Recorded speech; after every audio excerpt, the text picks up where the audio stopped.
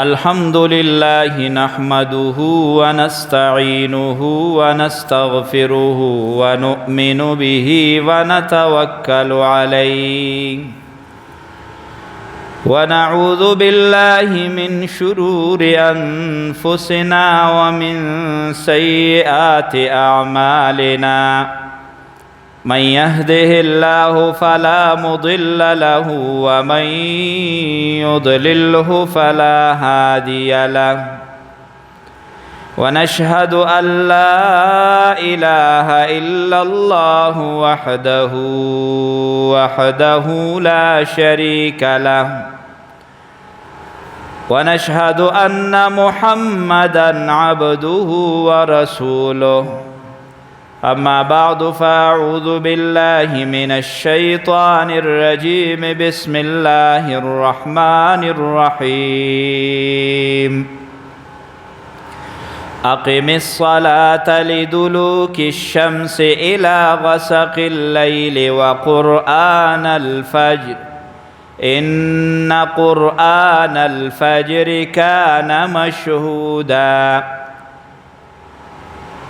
وقال في مقام آخر والفجر وليال عشر والشفع والوتر إن الله وملائكته يصلون على النبي يا أيها الذين آمنوا صلوا عليه وسلموا تسليما اللهم صل على محمد وعلى آل محمد كما صليت على إبراهيم وعلى آل إبراهيم إنك حميد مجيد. قابل احترام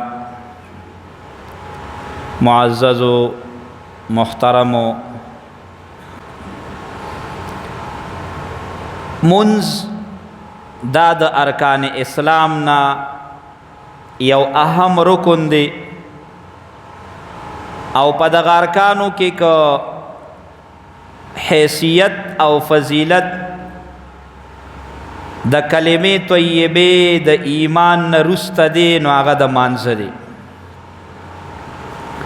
په عباداتو کې منز دا یو اهم عبادت دی. احادیث مبارکو کې د مانځه ډېر فضیلت راغلی دی. د دنیا او د آخرت د کامیابی ذکر دی او د نه کولو په وجه د مسلمان د پاره د سخت عذاب ذکرم دی.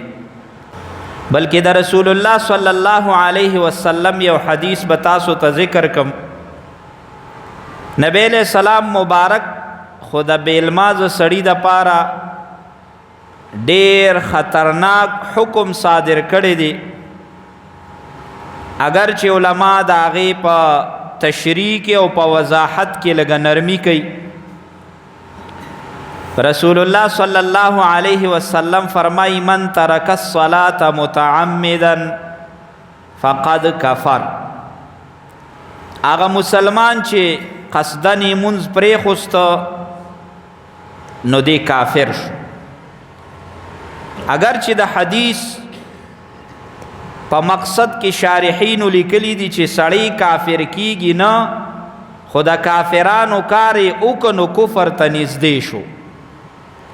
کافران منځ نه کوي قصدن یې نه کوي نو که مسلمان منځ پرېږدي قصدن نو د کافرانو کار وکړ نو دی کفر ته نږدې شو اگر چې کافر نه دی. بهرحال منځ دا یو اهم عبادت دی او بیا په منځونو کې چونکې مونږ 15 وخته منځ کوو د هر منځ په خپل ځای باندې یو لوی اهمیت دی. د سحر منځ چونکې د ورځې ابتدا د سحر د مانځه نه کیږي بیا د دې اهمیت په احادیثو مبارکو کې لږ ډېر زیات دی. د قرآن مجید آیت مبارکه ستاسو د وړاندې ما ذکر کا. الله فرمای اقیم الصلاة منز قائم ساتے لدلوک الشمس الى غسق اللیل د منځونو ذکر کوي د ورځې د منځونو ډیر خیال ساته په خپل ټیم ادا کوي خو بیا د سحر د مانځه پکې یو خاص لفظ ذکر کوي وقرآن الفجر د سحر د قرائت ډیر خیال ساته مراد د سحر منځ دی او بیا په قرآن کې الله پاک داغه هغه حکمت او اهمیت او فضیلت بیانوي فرمای ان قرآن الفجر کان مشهودا دا د سحر منځ زیات اهم دی او ډیر زیات اهم دی دومره اهم دی چې دیته د فرشتو راجمع کېدل کیږي دیته فرشتي حاضریږي ان قرآن الفجر کان مشهودا د سحر مانځتا د سحر قرائت ته فرشتي حاضریږي رسول الله صلی الله علیه وسلم فرمای د هر انسان سره چې د حفاظت د پاره او د اعمالو د لیکلو د پاره کمی فرشتي دي نو دا د سحر او د مازیګر بدلیږي د سحر مانځتا د ورځې والا فرشتي مراشي او د شپې والا فرشتي د سحر په مانځ کې او کله چې دا د شپې والا فرشتي ډیوټیو کې او سحر واپس د رب العالمین خوالزي الله ته سره د علم تپوس کوي زما بندگان دې په کوم حالت کې پرې خستل فرشتي ورته عرض کوي الہ العالمین استا بندگانو خو په تیاره کې را پاسېدلیو په یخوبو باندې او دس چارادام کړیو منځ کړیو ستا عبادت کړیو جمعات کې ناستو مونږ چې تیراتلونو د سحر منځ وکړو او چې کله یو بدبخت انسان هغه د سحر منځ نه کوي یا تی جمع پاتې کیږي نو فرشتي چې لاړې شي نو دا جواب ورکوي چې الله نور خو منځونه کړیو خو سحر کې چې مونږ راتلو نو دا سړی لا په کټو د پروتو اسه حدیثو کې د هغه انسان ذکر دی چې هغه د سحر مانځ کې وي استاسو په خپل سوچو کې چې کم انسان د سحر مانځ کې نه وي په جمع کې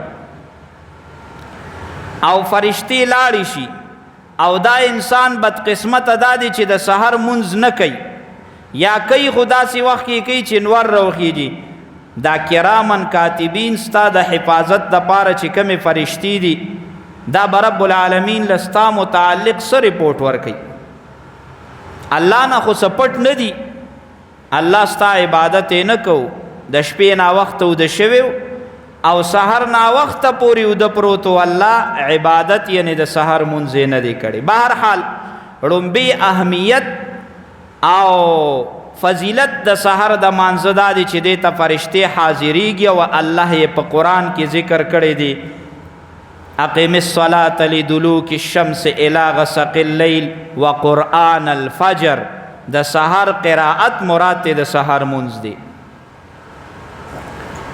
کم خلک چې سحر منزله د وخت پاسي او جمعات تراشي رسول الله صلی الله علیه وسلم ولا د کامیابی زیری ورکړي او داسې کامیابی چې هغه کامله کامیابی ده داسې د ایمان او د اسلام رڼا او نور چې هغه کامل رڼا او کامل نور دی رسول الله صلی الله علیه وسلم فرمای بشر المشائین فی الظلم الى المساجد بالنور التام یوم القیامت نبی علیہ السلام فرمای زیر ورکه آغا د شپې یعنی پتیار کې د سحر منزلتلن کو خلقو تا بالنور التام د کامل رڼا د کامل نور خوشخبری والا ورکه کلا یوم القیامت د قیامت پورز نو دویم فضیلت د سحر د مانزدا شو چې کم انسان د سحر پتیار کې جمع لرازی او جمع سره منځ کوي د رسول الله صلی الله علیه وسلم د طرف هغه ته دا زیری دي چې د قیامت پورز بدی د ایمان پر رڼا کې وي او داسې رڼا او داسې نور چې هغه به کامل وي او مکمل وي کامل او مکمل دی ته وی چې د دغه رڼا په وجه به الله پاک د تعالی رسیده کوي او د ته به د قیامت پورز کامیابی ملوش رسول الله صلی الله علیه وسلم په حدیث مبارکو کې د سحر د سنت ډیر لوی تاکید راغلی دی او د هغې ډیر لوی فضیلت هم بیان کړی. د سحر مونږ 4 رکاته کوو، 2 رکاته سنت وي او 2 رکاته فرض وي. نبی علیہ السلام د هغه سنتو ډیر فضیلت بیان کړی. نو ته دا سوچ وکړه چې د سنتو یې دومره لوی فضیلت دی، نو د فرضو به څومره فضیلت وي. د سنتو درجه خو د فرضو نه کمه ده، د فرضو درجه اوچتی، نو د هغې ثواب بیا د سنتو نه هم زیاتي. رسول الله صلی الله علیه وسلم فرمایي رکعتا الفجر خیر من الدنیا وما فیها. د سحر 2 رکعته منځ دی کوم سنت چې دی د هغې متعلق فرمایي خیر من الدنیا وما فیها. د دنیا او په دې دنیا کې چې څه دي د دې ټولو نه دا غوره دي د دغه انسان دپاره. نو دا د سحر د 2 رکعاتو فضیلت دی. کم انسان چې بیا فرض مو کی او سنت مو کی او دا انسان بیا جمع لراشي، رب العالمین با دغه انسان لپدی باندې څه ورکوي. او بیا د دین وړاندې رسول الله صلی الله علیه وسلم فرمای مسبه نکی هغه انسان د جهنم اور کم انسان چې د نور د راحتونه وړاندې مونږ خیال ساتي او د نور د پریوتونه وړاندې مونږ خیال ساتي. کم انسان چې د دې 2 منځونو خیال ساتي، رسول الله صلی الله علیه وسلم فرمای د جهنم اور بدل را مسنکی. د نور د راحتونه وړاندې کم یو منځي د سحر منځي او دغه شان د نور د پریوتونه وړاندې کم منځي دا د مازیګر منځي. نو کم انسان چې د مازیګر د مانځه او د سحر د مانځه خیال ساتي، رسول الله صلی الله علیه وسلم فرمای د جهنم اور بدی مسنکی. نو د سحر منځ داسې منځ دی اسې د ټولو خیال ساتل پکاري، خو د سحر د مانځه خو اهمیت نورم زیات دی. اکثر مونږ خلکو سره ملو شو د څه مسلې باره کې تپوس یره جی دا مشکل دی، نو زه ترې تپوس کوم د منځونو خیال ساتي منځونه کې ناغه به لږ ساویش او جی منځونه کومه خو څه مطلب یره جی ټول کوم او جمع سره کوم، خو د سحر منځ رانه پاتې کی یا یې وکم یا یې ونه کوم او که کومې نو د انور خطونه وروسته کوم ځکه زه ډېر ناوخته پاسم. د دنیا د ټولو مسلو حل دا په مانځه کې دی، بالخصوص د سبا په مانځه کې دی. کم انسان چې د سحر منځ د وخت را پاسېد او هغه د جمع سره ادا که، الله پاک به د ته ټوله ورځ مخه رڼا کړي او د ده کارونه به سمون خوري. او وګورئ کم خلکه چې د سحر د مانځه خیال نه ساتي، هغه پاسي په خپله ناوخته، نو د هغه به ټوله ورځ خرابوي. د دې به خامخا ده ته نقصان د ورځې د دنیا په کارونو کې میلاویږي. او بیا چې یو خوش قسمته داسي چې هغه د شپې پاسې او تهجد هم وکړي، الله وله توفیق ورکړي، او بیا د سحر مونځ هم وکړي، نو بیا دنیا خو به د هغه ښکلې ښکلې وي، خو آخرت په والا الله پاک ډېر زیات رڼا کړي. غالبا حضرت ابو هریره رضی الله تعالی عنه دی یو روایت کوي، فرمایي یو ورځ د 14مې شپې سپوږمۍ راختلې وه. رسول الله صلی الله علیه وسلم سره صحابه ناستو. نبی علیہ السلام صحابو ته ووی ای زما ملګرو د سپوږمۍ ته وګورئ، دا څومره ښایسته رڼا ده او څومره واضحه ښکاري. صحابه وی او د الله پیغمبره ډیره واضحه ښکاري، ډیره صفا ښکاري. نو رسول الله صلی الله علیه وسلم یو 2 ټکي وکړل او ډیر ښکلي ټکي. نبی علیہ السلام وفرمایل د مرګ نه وروسته به هغه مسلمان چې هغه د انور د راختونه وړاندې کوم مونځ دی او د انور د پریوتونه وړاندې کوم مونځ دی، کم انسان چې د دې دواړو منځونو خیال ساتي، د قیامت په ورځ او دغه شان په جنت کې به هغه د رب العالمین داسې دیدار کوي او داسې واضحه به د الله دیدار کوي لکه دا سپوږمۍ چې تاسو ته واضحه ښکاري. لکه د مانځه خیال ساتل پکاري او بیا د سحر منځ د رب العالمین دیدار یې پکې ستا دپاره ایښلی دی. که ته غواړې چې زه د رب العالمین دیدار وکم، نو په دغه ورځ باندې تا ته به دیدار هله میلاویږي چې کم از کم د دې 2 منځونو ډېر زیات خیال ساتي. قرآن کې الله پاک دغه ته اشاره فرمایي وجوه یومئذ ناظره الی ربها ناظره مخونه به د دې مسلمانانو منځګزارو پړقیږي د قیامت په ورځ او رب العالمین ته به مخامخ ګوري د الله دیدار وکړي. د سحر په مانځه کې د انسان د پاره لوی برکت او عزت دی، دا پرې خوستل نه دی پکار. رسول الله صلی الله علیه وسلم فرمای چا چې د ماسخوتن مونځ د جمع سره ادا کړ، د ماسخوتن مونځ د جمع سره ادا کولو په برکت به رب العالمین دته د نیمې شپې د تهجد ثواب ورکړي. او بیا وړاندې فرمایي چا چې د سحر مونځ د جمع سره ادا کړ، رسول الله صلی الله علیه وسلم فرمایي د ټول شپې د تهجد ثواب به الله پاک دغه انسان ته ورکړي. حدیث مبارک کی راضی هغه انسان چې هغه د سحر جمع ل راضي او د جمع خیال ساتي، فرشتي د هغه د پاره دعاګانې کوي او څه دعا کوي؟ الہ العالمین د دې انسان مغفرت وکړي، د ټولو نه لویه خبره آخرت کار دی وشو. او دویمه دعا کوي الله په ده باندې خپل رحم وکړي او رحمت پې نازل کړي، د دنیا کارونه به دې الله پاک روغ کړي. دا فرشتي چې کله د یو انسان د پاره دعا کوي ويفعلون ما يؤمرون، دی د خپل طرفه څه کار نه کوي چې د الله د طرفه ورته څه حکم وشي نو هغه کار کوي. چې رب العالمین فرشتي ته وایي چې د پلاني د پاره دعا وکړه، چې الله ورته فرمایي چې دعا وکړه او فرشته ولا دعا وکړي نو بیا به څنګه نه قبلي. یو سړی په یو ځای کې سکار کول غواړي او دا هغه ځای چې کوم مشر دی نو هغه درته وایي ته خپل کاغذونه راوړه او ما سره جمع کړه، هغه غواړي نه دی ورته پخپله ووایي. رب العالمین فرشتو ته وایي دله دعا وغواړئ، معلومه شوه چې قبله یې ځکه د فرشتو په خولې وله دعا غواړي. نو هغه انسان چې هغه د سحر د مانځه اهتمام کوي، فرشتې وله دوه دعاګانې غواړي، الله رحم پې وکړي چې دنیا یې ښکلې شي، الله مغفرت یې وکړي چې په آخرت کې هم دی خوشحاله. د سحر د مانځه ډېر لوی اهمیت دی. مونږ خلکو نه عموما منځونه ټول وکړو خو د سحر په مانځه کې رانه کوتاهي کي، یاره جی بس ناوخت د وخته وده کېږه، ناوخته مو وده کېږه چې ستا خوب پوره کېږي او سحر بیا جمع له پاسې. دا د سحر مونځ چې نه پاتې شو ډېر لوی وعیدات دی، هغه به درته بیا چېرته ذکر کړم انشاءالله العزیز. او ته چې په دې تیاره کې راځې جومات ته او په دې سخته کې راځې او ته په یخ اوبو باندې اودس چاردام کې د دې بیل ځان له فضایل دي. د نبی علیه السلام حدیث دی چې څومره په سخته یو سړی عبادتو کې هغه نه ثواب زیات. مولانا روم رحمت الله علیه یو کتاب لیکلی حکایت رومی نامې ده، یو عجیبه خبره پکې ذکر کړې ده.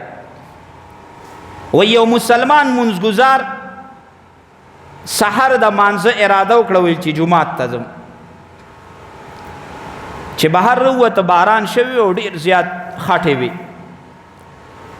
د کوره راووته اراده وکړه چې هر څه حالت یې خو جومات ته ځان رسوم.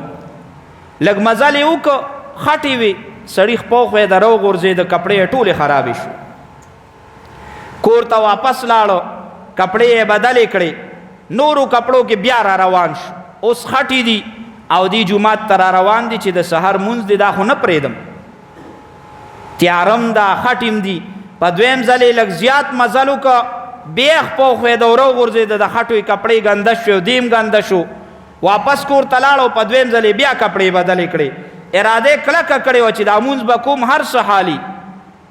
واپس چې را روان شو، دوه ځل راوغورځېده، په دریم ځل یې کپړې بدلې کړې، بیا را روان شو. نو چې د کوره څنګه راووته نو د کور مخې ته یو سړی ولاړ دی او هغه سره لاټین یا ډیوه لاس کې دي. دا سړی جومات طرف ته را روان شو، هغه د لاټین او ډیوې والا سړی رڼا والا سړی ورپسې په قلار قلار را روان دی. نو رڼا وه، چې رڼا وي نو سړی د ورانې خټې نه ځان بچ کوي، نو هغه د درزنم بچ شي، را غورځېدونم بچ شي. نو چې دغه رڼا کې را روانو نو جومات ته په خیر راورسېد او مونځ یې وکړه.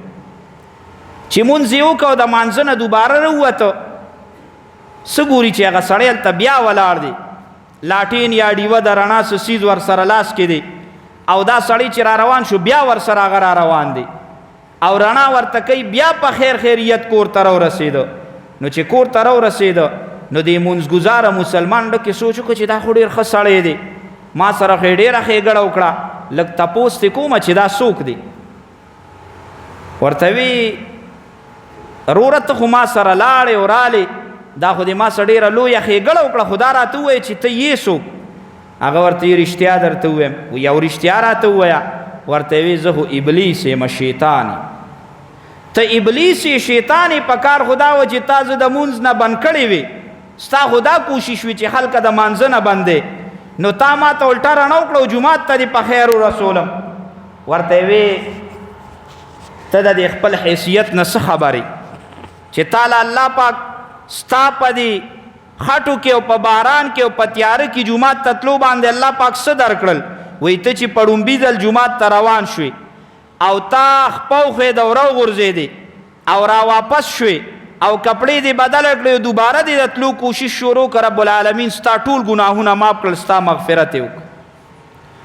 وایي بیا چې په دویم ځل دې درز وخوړه او کور ته رالې او بیا دې کپړې بدلې کړې او روان شوې، نو وی رب العالمین په دې دویم ځل قصد او اراده او په دې روانېدو باندې ستا د برکت، ستا د ټول خاندان مغفرت الله پاک نصیب کو. وی ما سره یاره شوه چې که په دریم ځل ولوېده نو دا ټول کلی وله بخي. نو وی ما زر زر ډیوه او لاټین راواغشته چې دا سړی په خیر جومات ته ورسوه، کني دا ټول خاندان الله پاک بخي. محترمو، رب العالمین انسان چې څومره په سخته جومات ته ځي او څومره دې سختۍ برداشت کوي، الله پاک په ولاغه نه ثواب هم زیات ورکوي. نو مونږ بړه نه تنګو، یاره دا خو یخني ده ډېره، یاره دا خو تیاره ده، دا خو باران دی، ته د دې نه نه خبر چې الله پاک تاله په دې سخته کې جومات ته تلو باندې څه درکوي. که خبر شي باران او جړی به نه ګورې، خو مانځله به روان یې، جومات ته به ځان رسې. رب العالمین دې زمونږ او ستاسو د ټولو د منځونو حفاظت وکړي.